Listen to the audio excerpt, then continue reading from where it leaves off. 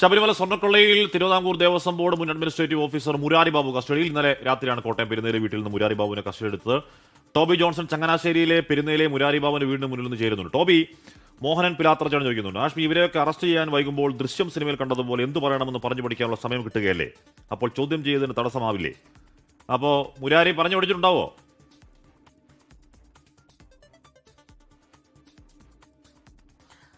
ഹാഷ്മി, തീർച്ചയായിട്ടും. എന്തായാലും ഇത്രയും നാൾ അദ്ദേഹത്തിന് കിട്ടിയതുകൊണ്ട് കാര്യങ്ങളെല്ലാം പഠിച്ചു വെച്ചിട്ടുണ്ടാകാനുള്ള സാധ്യതയാണ് ഉള്ളത്. ഇന്നലെ നമ്മൾ അദ്ദേഹത്തോട് ബന്ധപ്പെട്ടിരുന്നു. അപ്പോൾ അദ്ദേഹം പറഞ്ഞു അദ്ദേഹത്തിന് വയ്യാതിരിക്കുകയാണ്, പനിയും മറ്റുമായിട്ടിരിക്കുകയാണെന്ന് പറഞ്ഞിരുന്നു. അതിനുശേഷം ഇന്നലെ രാത്രി വരെ നമ്മളിവിടെ ഉണ്ടായിരുന്നു.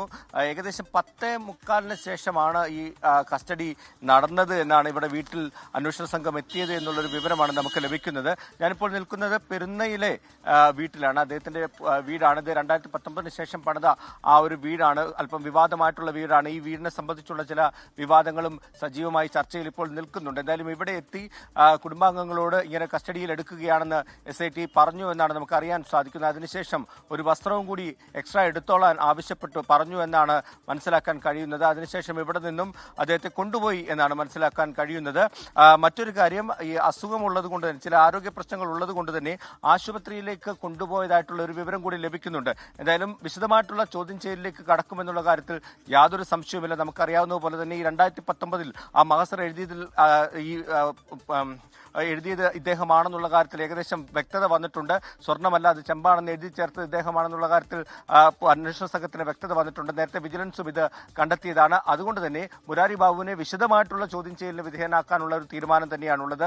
സ്വർണ്ണക്കൊള്ള, ശബരിമലയിലെ സ്വർണ്ണക്കൊള്ള മാത്രമല്ല, നമുക്ക് അതിനു മുമ്പ് തന്നെ ഏറ്റുമാനൂർ ക്ഷേത്രവുമായി ബന്ധപ്പെട്ടുള്ള വിവാദം വന്നു. വൈക്കം ക്ഷേത്രവുമായിട്ടുള്ള വിവാദങ്ങൾ പൊങ്ങി വന്നിരുന്നു. നേരത്തെ സൂചിപ്പിച്ച 2021 ഏറ്റുമാനൂർ ക്ഷേത്രത്തിൽ നടന്ന ആ സംഭവത്തിൽ വിജിലൻസിന്റെ ഒരു അന്വേഷണ റിപ്പോർട്ട് പോലും ഉണ്ടായിരുന്നു. അവിടുന്ന് അതിൽ ചില ദുരൂഹതകൾ ഉണ്ടെന്ന്. അപ്പോൾ ഇത്തരത്തിലുള്ള കാര്യങ്ങളെല്ലാം നിലനിൽക്കുമ്പോൾ ഉണ്ണികൃഷ്ണൻ പോറ്റിക്ക് ഏത് തരത്തിലുള്ള സഹായങ്ങൾ ചെയ്തു കൊടുത്തു, ഇതിന്റെ മാസ്റ്റർ ബ്രെയിൻ ആരാണ്, ആർക്ക് വേണ്ടിയാണ് ഇതെല്ലാം ചെയ്തത്, അല്ലെങ്കിൽ എന്ത് ലാഭമാണ് ഇതിൽ നിന്ന് ഉണ്ടാക്കിയതെന്ന് അടക്കമുള്ള കാര്യങ്ങളെല്ലാം വിശദമായിട്ട് ചോദ്യം ചെയ്യേണ്ടി വരും. അങ്ങനെയാണെങ്കിൽ ചോദ്യം ചെയ്യാനുള്ള നടപടികളിലേക്കായിരിക്കും ആദ്യം അന്വേഷണ സംഘം കടക്കുക. അതിനു മുമ്പ് കോടതിയിൽ ഹാജരാക്കുമോ എന്നുള്ളൊരു സംശയമുണ്ട്. എന്തായാലും വിശദമായിട്ടുള്ള ചോദ്യം ചെയ്യലും അതേ തുടർന്ന് അറസ്റ്റും ഉണ്ടാകുമെന്നുള്ളൊരു വിവരം തന്നെയാണ് നമുക്ക് ലഭിക്കുന്നത്. ഹാഷ്മി, ലോകത്തെവിടെയായാലും ഏത് സമയത്തും 24 വാർത്തകളും ഓഗ്മെന്റഡ് റിയാലിറ്റി പാക്കേജുകളും എക്സ്പ്ലെയിനറുകളും വിശദമായി കാണാൻ ഞങ്ങളുടെ യൂട്യൂബ് ചാനൽ നിങ്ങൾക്ക് സബ്സ്ക്രൈബ് ചെയ്യാം.